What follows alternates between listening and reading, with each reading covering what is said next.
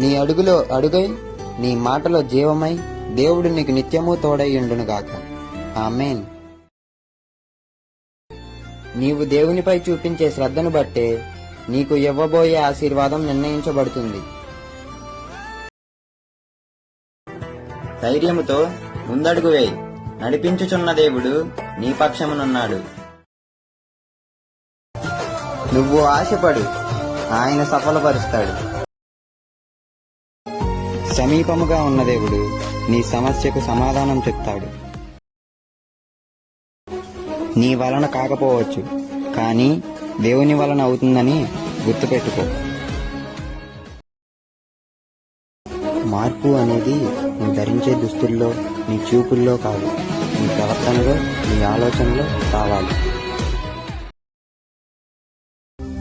ఏ స్థితిలో ఉన్నా దేవుని స్తుతించుట మానకు.